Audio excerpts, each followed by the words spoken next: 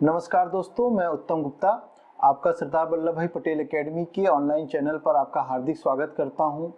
आज मैं आपके सामने लोक प्रशासन के एक अगले लेक्चर को लेकर आ रहा हूं। इसके पहले हम लोगों ने 4 लेक्चर संभवतः डाले थे लोक प्रशासन के, जिसके अंतर्गत हम लोगों ने लोक प्रशासन क्या है, उसका क्षेत्र क्या है, उसकी प्रकृति क्या है, लोक प्रशासन के विकास के चरण, नवीन लोक प्रशासन तक चर्चा की थी। आज लोक प्रशासन के महत्व को समझेंगे और ये भी समझेंगे कि लोक प्रशासन का महत्व लगातार क्यों बढ़ता जा रहा है। देखिए, लोक प्रशासन को हम लोगों ने समझा था और लोक प्रशासन को ये समझा था कि एक ऐसा प्रशासन होता है जो कि एक राजनीतिक व्यवस्था के अंतर्गत कार्य करता है, जो राजनीतिक दिशा निर्देश के अंतर्गत कार्य करता है। लोक प्रशासन का महत्व ये है सबसे ज्यादा कि यह एक विधि क्रियान्वयन बॉडी है। जो कानून बनाए जाते हैं विधायिका के द्वारा, उसके क्रियान्वयन का जो दायित्व होता है यह विधि क्रियान्वयन की एजेंसी है। अर्थात जो भी लॉ बनाए जाते हैं उसका क्रियान्वयन करने का मुख्य दायित्व लोक प्रशासन का होता है। दूसरा, लोक प्रशासन प्रत्येक प्रकार की सरकार का आधार होती है। यहाँ पर मैं जब कह रहा हूँ प्रत्येक प्रकार की सरकार का आधार होती है, इसका तात्पर्य ये होता है कि चाहे सरकार लोकतंत्र हो, लोकतांत्रिक सरकार हो, चाहे सरकार राष्ट्रपति शासन प्रणाली वाली हो, चाहे सरकार आप देखिए कि डिक्टेटरशिप हो या तानाशाही सरकार हो, या चाहे तो सरकार आर्मी वाली हो, कोई भी सरकार हो, सभी सरकारों में लोक प्रशासन एक आधार होती है उस सरकार का, क्योंकि नीति के क्रियान्वयन के रूप में मुख्य दायित्व लोक प्रशासन का ही रहता है और नीति क्रियान्वयन का दायित्व लोक प्रशासन के द्वारा ही निर्वाह किया जाता है। तीसरी अगर हम देखें तो लोक प्रशासन जो है सामाजिक आर्थिक परिवर्तन का घटक होता है, सामाजिक आर्थिक परिवर्तन का कारक होता है और इसी के द्वारा सामाजिक आर्थिक परिवर्तन को लाया जाता है, क्योंकि क्रियान्वयन बॉडी है और क्रियान्वयन के माध्यम से ही समय के अनुसार नए नए कानून बनाए जाते हैं और इन नए नए कानून के क्रियान्वयन के माध्यम से समाज में सामाजिक आर्थिक परिवर्तन लाया जाता है। अगर हम एक छोटा सा उदाहरण ले लें सामाजिक परिवर्तन का, तो वर्तमान में जो भ्रूण हत्या लड़कियों की होती है उसको रोकने के लिए ही विधायिका ने कई कानून बनाए और उस कानून का क्रियान्वयन लोक प्रशासन के द्वारा ही किया गया। तो यह सामाजिक परिवर्तन हो गया। आर्थिक परिवर्तन को समझने के लिए आप देखिए समाज में जितने आर्थिक परिवर्तन हो रहे हैं, सार्वजनिक उद्यम का संचालन किया जा रहा है, आयात निर्यात किया जा रहा है, इन सब के या तो इन आयात निर्यात के प्रत्यक्ष नियंत्रण है सरकार का या अप्रत्यक्ष रूप से रेगुलेशन के रूप में नियंत्रण है। अर्थात यहाँ पर भी लोक प्रशासन अपने दायित्व का निर्वाह कर रही है।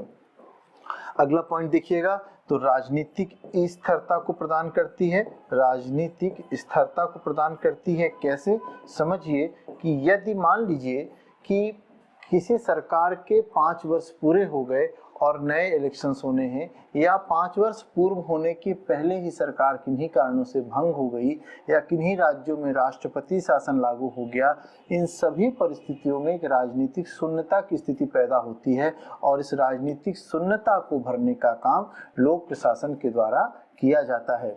पांचवा देखिए, अगला देखिएगा कि जो लोक प्रशासन है वह लोक कल्याणकारी राज्य की स्थापना के लिए कार्य करता है। लोक कल्याणकारी राज्य की स्थापना, अगर हम भारत के संदर्भ में इस पॉइंट को देखें तो संविधान का अनुच्छेद 38 लोक कल्याणकारी राज्य की स्थापना करवाता है। समझना ये होगा कि लोक कल्याणकारी राज्य से तात्पर्य क्या होता है। तो लोक कल्याणकारी राज्य उस राज्य को कहते हैं जो निम्नलिखित 3 विशेषताओं को पूरा करता है। पहला, समाज के सभी वर्गों के विकास को सुनिश्चित करता है।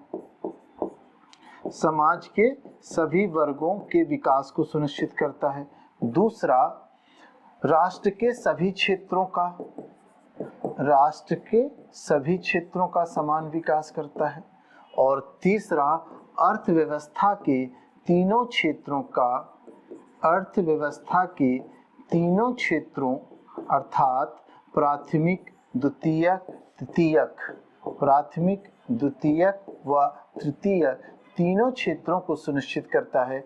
ऐसे राज्य को हम लोक कल्याणकारी राज्य कहते हैं।